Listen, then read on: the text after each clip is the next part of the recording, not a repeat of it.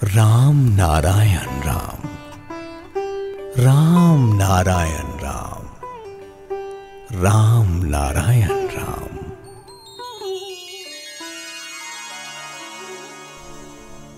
जबकि कुछ नियम बता दूं, बहुत से प्रश्न उठते हैं। सफाई जब का ही एक अंग है।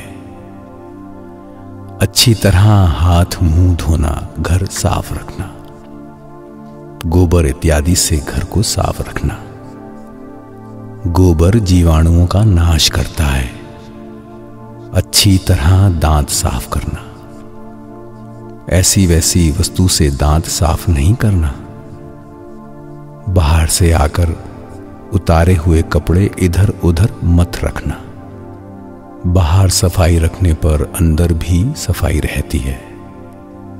जप में बैठने के लिए एक आसन रखना। आसन में बैठने के बारे में जिस तरह सुविधा हो, आराम मिले, उस तरह बैठना।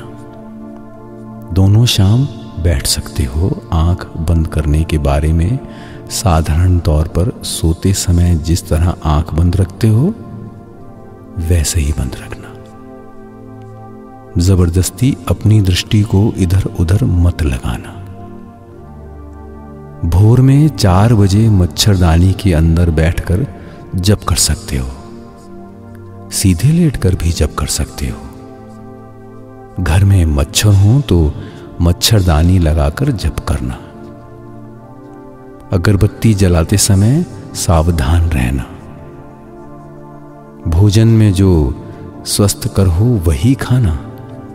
ये मत खाना, वो मत खाना जैसा कोई कठिन नियम नहीं है। जिसे खाने पर स्वास्थ्य पर बुरा असर पड़े, उसे मत खाना। धुआं, चाय, नशा, शराब स्वास्थ्य के लिए अच्छे नहीं हैं। केला अच्छा होता है, विशेष रूप से चांपा केला, खीरा अच्छी चीजें हैं। खीरा बहुत फायदेमंद है, हालांकि हजम नहीं होता। साधारण तौर पर जो मिले वही खाना। उबला चावल अच्छा होता है। पकौड़ी इत्यादि मत खाना, इसमें एसिड होता है, पेट फूल जाता है, हार्ट में तकलीफ होती है, दिमाग गर्म होता है। ये जप और ध्यान के लिए अच्छा नहीं है।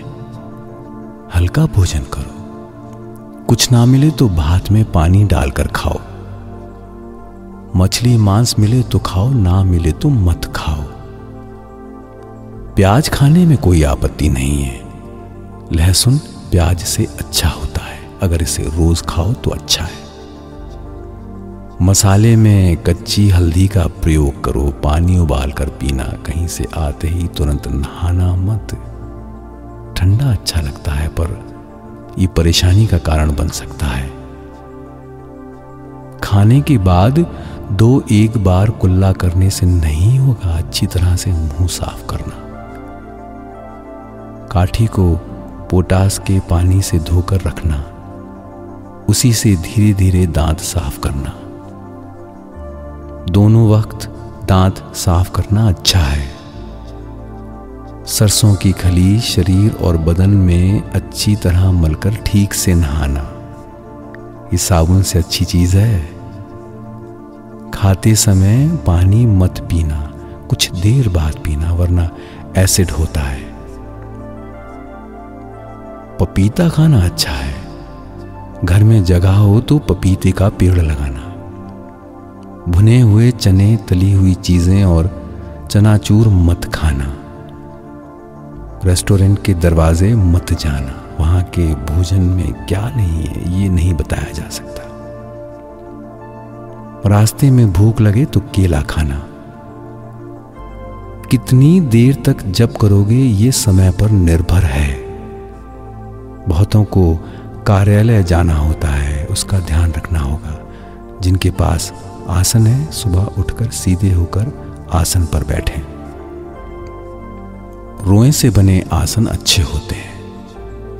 हमारा मेरुदंड जैसा है, जिस पर पूरी देह टिकी हुई है। इस पर पिंजरा बना है। इस मेरुदंड के अंदर गूदे जैसी एक वस्तु है, जैसे मछली मांस में दिखता है। वो बहुत सेंसिटिव है, अनेक पदार्थों एवं विषय वस्तुओं से निर्मित है। उसमें इतने सारे पदार्थ हैं जिन्हें देखकर नहीं समझा जा सकता। यही मेरुदंड की रक्षा करता है। पूरे संसार की प्रतिध्वनि उसी से आकर टकराती है। इस अनंत जगत को कैसे पकड़ोगे? हड्डियों के अंदर जो ये नरम सार पदार्थ है, उसमें खींचने की ऐसी क्षमता है कि संसार की समस्त सार वस्तुओं, सार तत्वों को वो सहजता से खींच लेता है।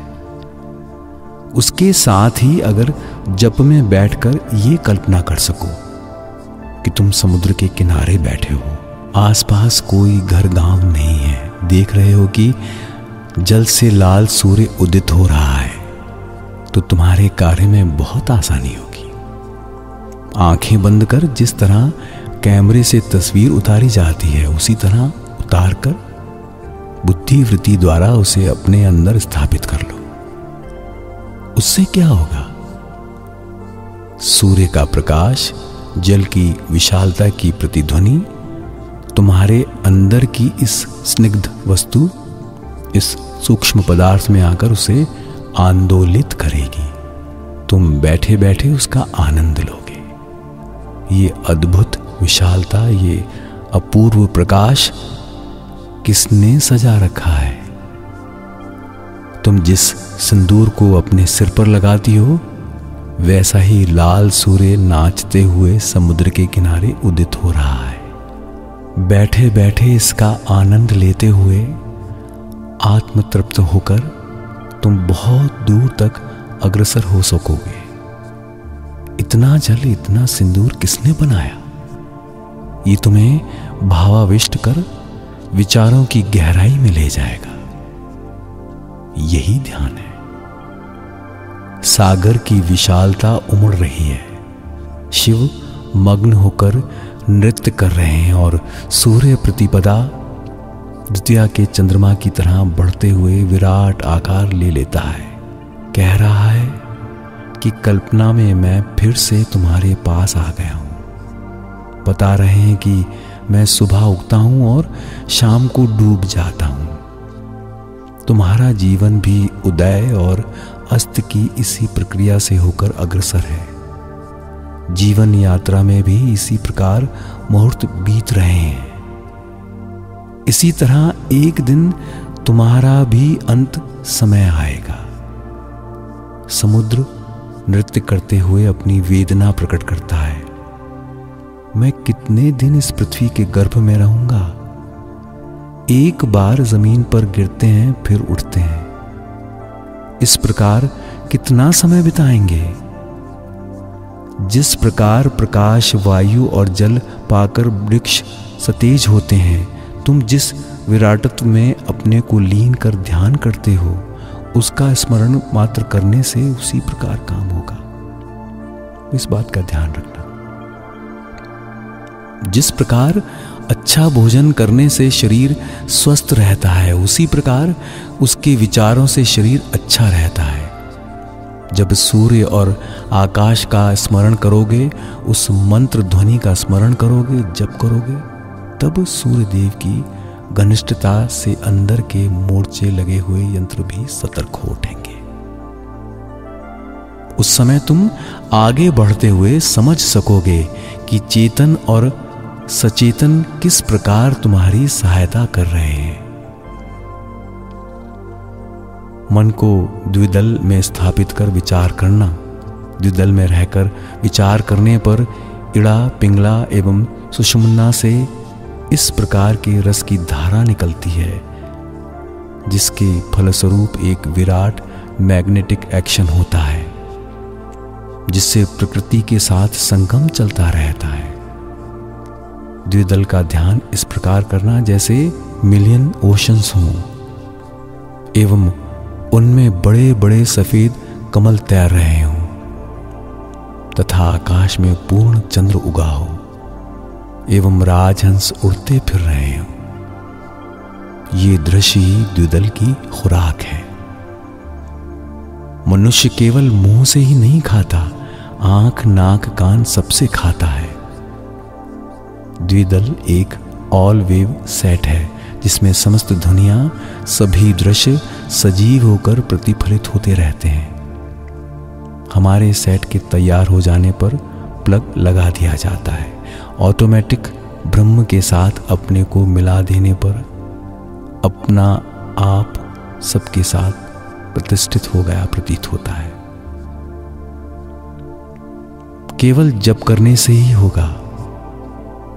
यदि चिंता के बगैर ऐसा ही जप करो तो भी बीज के सार तत्व के बारे में ही कहोगे, क्योंकि इस बीज में समस्त जगत का सार तत्व है। अनंत जगत के अनंत तत्व, अनंत व्याख्याएं, अनंत सुर, सबका मिश्रित शब्द है। इस जरा से बीज का इस क्षेत्र में स्मरण करने मात्र से ही ये प्रस्फुटित होता है। ये बीज महान तत्वों से भरा है। इसकी व्याख्या करने पर वो लाखों वर्षों में भी समाप्त नहीं होती। करोड़ों वर्ष घूमने पर भी इसका अंत नहीं है। इस वर्णातीत विराट आकाश को वर्णन में लाकर वर्णबोध की सृष्टि की गई है।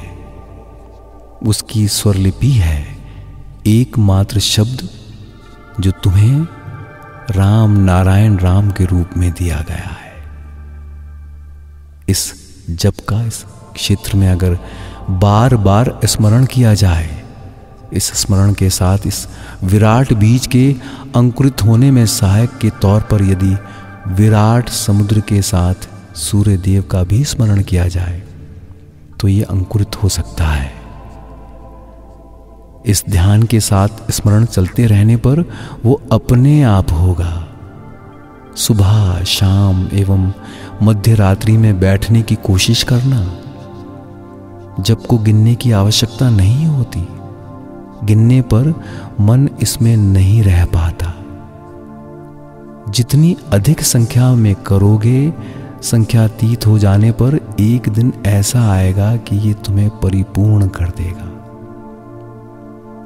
आधे पैसे, पाई पैसे की कीमत नहीं होती, पर एकत्र करने पर इनका भी मूल्य होता है।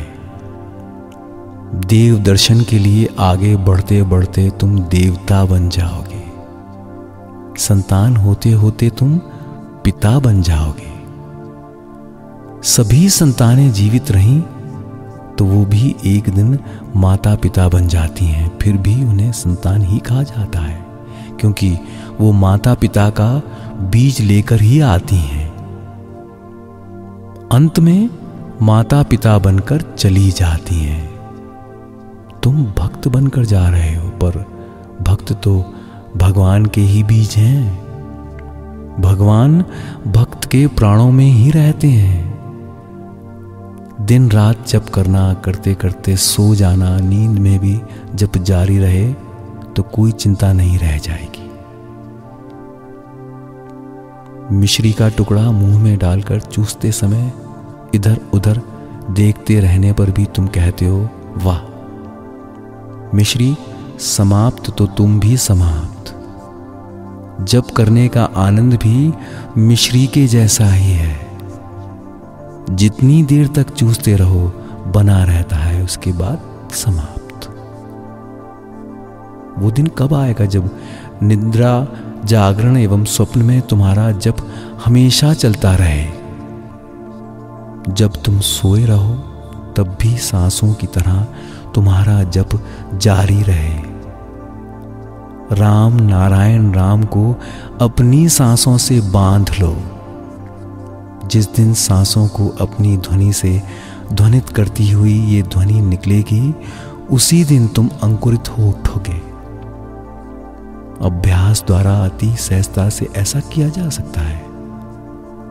दिन रात कोशिश करने पर देखोगे कि तुम्हारे अंदर के सभी यंत्र राम, नारायण, राम बोलने लगे हैं, मानो सभी नामावली ओढ़े राम, नारायण, राम, राम, नारायण, राम बोल रहे हैं। तुम श्रोता बनकर सुन रहे हो और देख रहे हो, कि सभी सिर मुड़ाकर कतार में चल रहे हैं। कौन है जो ये कर रहे हैं? ये जो बीज चले जा रहे हैं, ये हिल्सा मछली की तरह एक एक बूंद वीर्यपात पर हजारों की संख्या में संतान उत्पन्न करते हैं। कितने लाख संतान निकल रहे हैं, सोचो तो। तुम क्या खूनी हो? ऐसा तो नहीं है। जो चले गए उन्हें छोड़ो, जो हैं उसे काम में लगाओ। यंत्र की सहायता से देखा जाता है लाखों करोड़ों मनुष्य। इसे बाहर ना फेंक देने तक अशांति बनी रहती है। आज की पृथ्वी समाज इस पतन से समाप्त होता जा रहा है। इसीलिए समाज खूनी की तरह कठघरे में खड़ा है। अब जो लाखों भक्त हैं, उन्हें फेंकने से क्या लाभ होगा? उन्हें कीर्तन में लगा दो। उन्हीं से हम तुम बने हैं। उनकी नाक, मुंह, कान सब है। उन्हें काम में लगाओ, वो तुम्हारे अंदर ही हैं। अगर वो आरंभ कर दें तो तुम अपने ही सुर में तन्मय हो जाओगे। इन कीर्तनियों को ना निकालने मात्र से ही हो जाएगा। हम क्या कर रहे हैं? इन्हें मंदिर से निकालकर मंदिर को खाली कर रहे हैं। इन्हें निकाल दोगे तो बचेगा क्या? केवल ढोल और करताल। इसीलिए रात को जप करेंगे और दिन में कीर्तन। एक ऐसा समय आएगा जब वो भी राम नारायण राम आरंभ कर देंगे। यदि किसी प्रकार एक बार जप को नींद में भी जारी रख सको, किसी प्रकार अगर कुंडी बंद कर सको, तो जीत तुम्हारी है। उसके बाद तुम्हें रोकने के लिए प्रयास नहीं करना होगा। किसी अन्य अनुष्ठान की आवश्यकता नहीं रहेगी। सब अपने आप हो जाएगा। सब मिलकर बोलेंगे राम नारायण राम, राम नारायण राम, राम नारायण राम, राम नारायण राम, नारायण राम, नारायण राम, भजले राम नारायण राम, नारायण राम, नारायण राम, भजले राम नारायण राम, नारायण राम, नारायण राम।